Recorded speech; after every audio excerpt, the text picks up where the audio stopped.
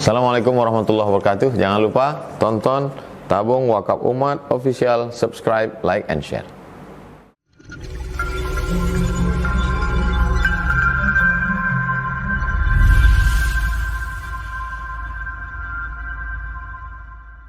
Assalamualaikum Rasulillah wa ala alihi wa sahbihi wa man tabi'ahu wa mawalah. Jamaah, sahabat-sahabat dimanapun berada, alhamdulillah hari ini saya amat sangat berbahagia karena bertemu dengan orang yang luar biasa. Wa'atan. Assalamualaikum Wa'atan. Waalaikumsalam. Apa kabar? Sehat? Alhamdulillah sehat. Wa'atan ini nama orang Melayu. Iya, betul. Jadi di KTP Wa'atan juga? Tak, di KTP itu Andi Berlian Tanwir. Andi Berlian Tanwir. Tanwir bin. Tapi kita bangkitkanlah marwah Melayu. Betul, Ustaz. Wa'atan. Wa'atan ini tukang potong. Bukan sembarang Wa'atan. Wa'atan tukang potong. Kenapa Wa'atan fokus pada khitan? Pertama, saya tertarik waktu kuliah, Ustaz. Jadi waktu kuliah, saya di semester 2 ikut sunat masal lah di kitanya itu. Berbagai profesi dokter, termasuk yang profesor, melakukan khitan. Kalau di masal, itu gayanya samanya sama dukun. Sunat itu sama mantri. Padahal di pendidikan mereka berbeda. Nah, itu yang saya bikin penasaran, mengapa kok sama? Padahal kalau di dunia nyata bayaran mereka berbeda. Nah, itu yang mulai saya menggali. Ternyata di luar itu dunia sunat itu sangat berkembang sekali. Tidak hanya masalah tarik potong. Bukan lagi macam dulu berendam di sungai, dijepit dengan buluh, ambil sembilu, selesai. Ternyata dari tahun 1923 metode sunat ini sudah dikembangkan di dunia itu. Semenjak adanya Franz Friedrich itu yang ahli dari ahli sirkumsisi atau medisnya itu di dunia bedah, melakukan bahwa sunat ini sudah di dunia medis, melakukan bedah. Nah, mulai berkembang alat-alat sunat ternyata di dunia. Nah, kita yang Indonesia sedikit ketinggalan. Mungkin saat itu masih pakai sembilu. Duduk di daun pisang, baca selawat, potong, selesai. Ternyata di luar sana mulai berkembang alat ini, malah yang bisa dikatakan higien, sekali pakai. Jadi udah pakai metode sekali pakai, buang.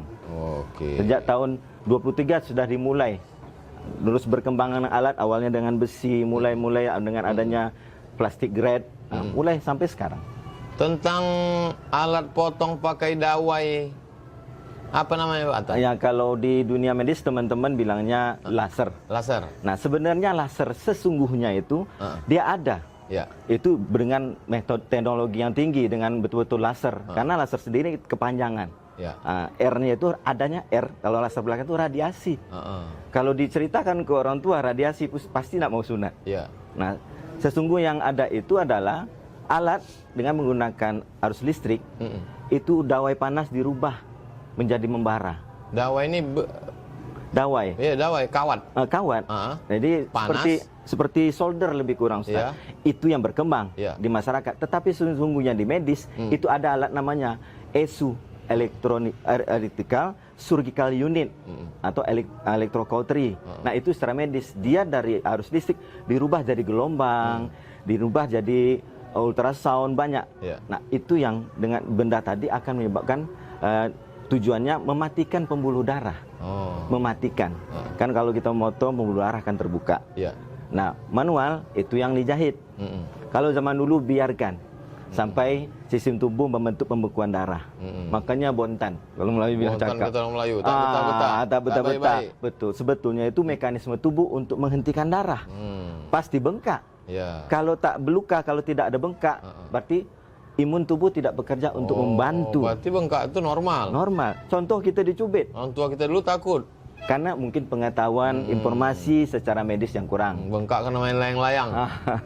Karena satu mungkin itu terlalu banyak bergerak, jadi tubuh over jadinya untuk mengirim pasukan untuk melindungi daerah luka tersebut. Karena luka apabila terjadi, tubuh merespon langsung. Akan mengirimkan tentara-tentara yang terbaik di tubuh, langsung tolong stop, kata otak. Langsung pasukan akan turun. Maka pasti akan bengkak. Kalau luka tambah bengkak, berarti akan dipertanyakan ada apa di tubuhnya. Proses penyembuhan tidak akan. Nah, yang laser itu yang berkembang. Nah, kita balik lagi, tujuan alat ini adalah menghentikan darah. Tapi di lapangan sama teman-teman, alat ini langsung memotong kulit. Jadi kulit ini dipotong dengan dawai yang panas, Ustaz. Ya. Nah, kalau saya yang bodoh ilmu agama, kita harus memotong dengan benda tajam. Kalau di Islam wajibnya. Nah, ini dengan dawai yang panas tadi dipotongkan. Dawai itu kalau dengan itu tidak berdarah? Tidak berdarah. Langsung stop? Karena dibakar. Sama kalau luka, kita stop dengan yang dibakar. Darah otomatis berhenti. Nah, itu kan menghitung darah. Ini memotong kulitnya langsung. Nah, kalau di medis, yang sungguhnya kita yang diajar itu adalah potong dengan benda tajam. Dari mulai jepit buluh, potong pakai sembilu, kemudian pakai kawan kami dulu mungkin gunting. Ya, pakai gunting. Lalu kemudian dengan dawai tadi. Betul. Kemudian Wa'atan datang membuat sesuatu yang baru. Apa? Betul. Sunatron. Ya, sunatron. Apa ini? Sunatron itu dari namanya sunat, TH itu nomor 1, tron itu mahkota. Jadi alat sunat yang diletakkan di mahkota laki-laki. Alat diletakkan di mahkota laki-laki, itulah sebetulnya. Sunatron. Sunatron. Ya. Gimana prakteknya? Nah, ini alatnya. Ya. Nah, ini kita simulasikan saja. Jadi alat ini dipasangkan, dia ada tabung, ada ring dan ada klem. Jadi prinsip kerjanya itu sama seperti penjepit tali pusat. Nah, jadi kan tali pusat itu dijepit, jadi kulitnya jadi mati. Ujung senapang tadi masuk di dalam, aman insya Allah. Baru dijepit. Baru dijepit. Setelah dijepit nanti tetap kita akan ngambil. Pakai benda yang paling tajam. Oh, tetap pakai pisau. Iya. Jadi darah yang dari tubuh akan di stop. Karena sudah tertahan. Darah yang muncul itu paling dari sisa kulit saja. Nah, alat ini dia disposable sekali pakai. Sekali pakai buang. Karena alat ini steril. Sekali pakai. Ini yang teknologi yang dikembangkan, kita kembangkan dari tahun 2000, Ustaz. Dari 2000? Iya. 21 tahun yang lalu? Iya. Jadi ini Wa'atan punya atau pertemuan Wa'atan atau gimana ceritanya? Awal ceritanya, waktu kuliah yang tadi saya ceritakan, Ustaz, sampailah saya merantau ke Malaysia untuk mencari tahu. Terlibat dalam berbagai metode ini untuk menciptakan. Jadi saya gabung di R&D, pertamanya Taraklem. Taraklem itu sudah diproduksi di Malaysia tahun 90-an. Nah, mulai masuk ke R&D-nya itu justru orang India, Ustaz, yang ciptakan, bukan Muslim. Bukan Muslim. Jadi kebanyakan itu mereka untuk apa? Sunat ini, Ustaz, di dunia mereka? Iya, di dunia itu sudah berkembang. Non Muslim berkhitan? Betul. Apa tujuan mereka? Makanya saya pelajari, karena penasaran saya cari. Ternyata tidak ada mengkhususkan bahwa sunat khitan ini punyanya Islam. Oh, gitu. Setiap agama mengajarkan khitan. Nah, makanya mereka melakukan. Jadi dari sana mulailah tahun 2006 sampai 2009 WHO membuat. Jadi kita semua yang memang ahli-ahli sunat dikumpulkan untuk membuat jurnal. Diteliti waktu itu di Genewa di Afrika. Itu bagaimana sunat ini bisa tidak membantu HIV dan AIDS. Kan saat itu HIV dan AIDS sangat tinggi, Ustaz. Nah, dilakukan penelitian selama 2 tahun dan kita ada yang ini memfasilitasi. Lahirlah jurnal bahwa sirkumsisi bisa mencegah HIV dan AIDS. Masya Allah. Semenjak itu berkembang pesat. Yang tadi di dunia hanya angka sunat itu 10 juta, increase langsung 2 kali lipat, 20 juta. Semua orang berkhitan. Semua. Mulai jurnal-jurnal dari. Berarti berkhitannya setelah dewasa. Mulai jurnal muncul, Ustaz. Nah, sampai penelitian dilakukan. Nah, ada beberapa jurnal yang dikeluarkan yang pertama kali oleh Asosiasi Anak Amerika, Asosiasi Anak dari Inggris, menemukan bahwa sunat pada anak itu lebih baik. Ternyata. Ini khitan ini, Wa'atan. Di kita di bumi Melayu, biasa budak-budak ini berkhitan menjelang akil balik. Taman SD, biasanya libur dari SD ke SMP zaman dulu. Betul. Sebetulnya cimana baiknya khitan? Ya, kalau di Melayu mungkin suruh khatam gaji dulu. Dan khatam, mau udah kau sunat. Macam itu. Sebetulnya di dunia medis sendiri yang terbaik atur sedini mungkin. Pertama, karena mencegah infeksi saluran kencing. Nah, karena ada beberapa kasus yang katanya medisnya itu phimosis, itu penyebabnya karena terbendungnya kotoran di ujung kulup, memerah, keras. Jadi anak itu mengedan sakit untuk dikencingkan. Apalagi sekarang dengan udah pakai pampers, itu berlapis-lapis kuman di situ. Menggumpal ke lebih cepat. Berkembang biak. Betul, lebih cepat. Balanitis kalau di medis itu. Jadi inflamasi, memerah, anak tak bisa kencing. Lebih cepat khitan lebih baik. Betul. Jurnal berapa? Sampai WHO pun tahun 2010 mengeluarkan jurnal. Sampai dibikin manual booknya bagaimana menyunat anak pada bayi, infan. Paling cepat secepatnya berapa hari setelah kelahiran? Kalau keadaannya normal semua, 2 hari udah bisa, Ustaz. 2 hari lahir khitan? Sebuah disiksa anak screen, balik sebelah disunat. Pakai sunatron? Bisa, insya Allah. Oh. Karena anak pertama yang tadi bagus sekali waktu akikah ya. Betul. Yang saya baca juga sunnahnya begitu. Hasan Hussein kan, Ustaz? Betul. Cucu Nabi. Jadi pertama growth hormone. Jadi sel pertumbuhan pada anak umur 100 hari ke bawah itu lebih baik. Contohnya begitu lahir cuman kecil. Berapa bulan? Langsung besar. Nah, itu growth hormonnya lebih banyak. Itu imun tubuh ibunya 6 bulan itu di tubuh anak. Bayangkan bayi sekecil itu, imun ibunya yang sebesar itu ada. Tapi orang se-Indonesia mau khitan mencari seorang wa'atan gimana? Itu ada komunitas. Alhamdulillah dari 2017 saya sudah turun ke Indonesia, Ustaz. Karena sebelumnya itu saya di luar mengembangkan alat ini sampai dikenal sama mereka di luar. Jadi banyak inilah. Apa nama komunitas wa'atan? Nama ininya kita sebut Sunatron Indonesia. Sunatron Indonesia. Ya. Jadi di setiap wilayah provinsi, insya Allah kita hadirkan macam ini. Hari ini bekerja sama dengan Yayasan Tabung Wakaf Umat. Betul. Sunatron Indonesia bekerja sama dengan Yayasan Tabung Wakaf Umat. Pekanbaru Riau. Kemudian saya lihat ada datang dari Makassar, dari Jawa. Ini gimana ceritanya? Jadi begitu yayasan hubungi saya, beliau berbicara, nanti Ustaz Somad akan hadir. Saya share ke teman-teman se-Indonesia. Bagi siapa yang mau mewakafkan waktu dan hartanya untuk menghitan anak-anak di Riau, silakan datang. Langsung semua japri yang pengen ikut. Datang sahabat-sahabat kita. Terpaksa dibatasi, Ustaz. Iya. Oh, dibatasi saking banyak yang mau ikut. Karena kita alhamdulillah yang jalan dari 2017 sampai sekarang itu karena program kita fokuskan 515 kabupaten kota bagaimana teknologi hadir. Karena teknologi ini bukan solusi bagi yang kaya. Yang miskin pun harus menerima yang modern. Nah, itu. Dan di Riau sendiri sudah saya coba kembangkan sampai ke pelosok-pelosok. Saya pernah ke Kebun Tinggi, pernah ke Desa Ludai. Nah, yang memang ke sana itu perlu perjuangan. Betul, pedalaman, tracing. Nah, masuk teman-teman komunitas yang ada di provinsi lain juga sudah.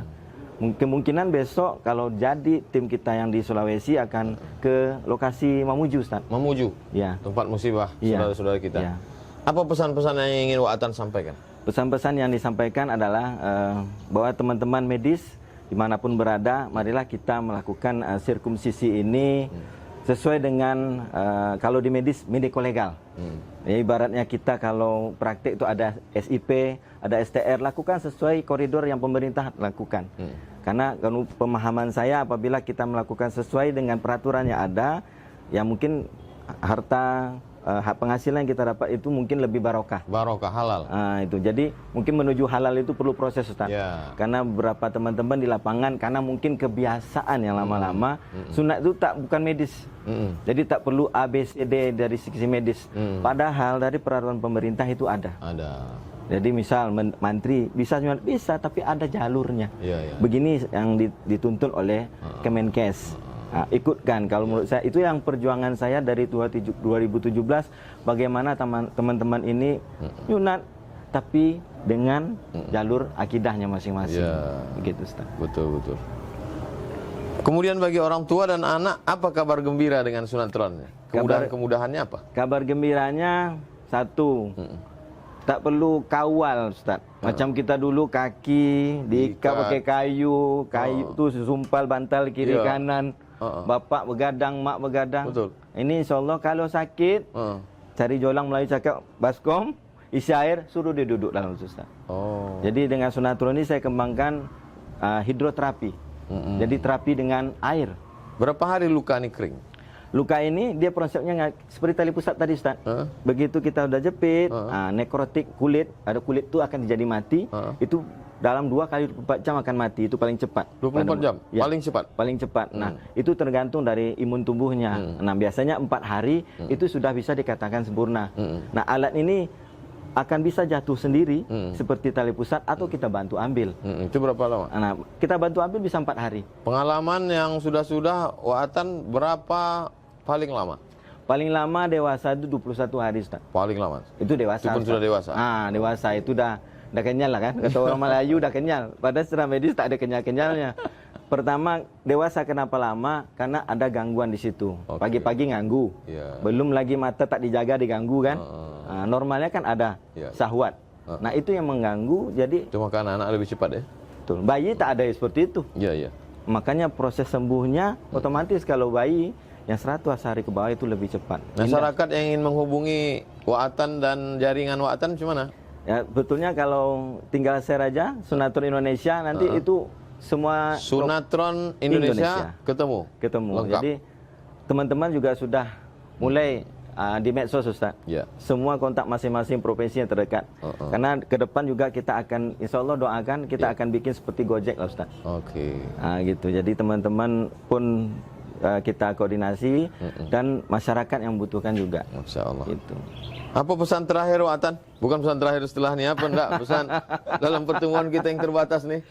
Pertemuan terbatas ini kalau dapat bagaimana sunat pada infan, pada bayi ini lebih populer Ustaz di Indonesia. Karena memang ini yang menurut pengetahuan saya yang miskin ilmu agama itu adalah sebenarnya itu yang diwajibkan, yang syariahkan oleh agama kita, yang dicontohkan oleh Rasulullah SAW bahwa sunat bayi itu sangat baik. Dan banyak jurnal di medis yang menyatakan sangat baik, banyak manfaatnya. Kalau Melayu cakap tak keluar duit. Kenapa? Tak beli mainan segala macam itu. Kenduri cuma kenduri khatam kaji saja. Dan orang tua tak stres karena anak ini tak meraung, tak menjerit.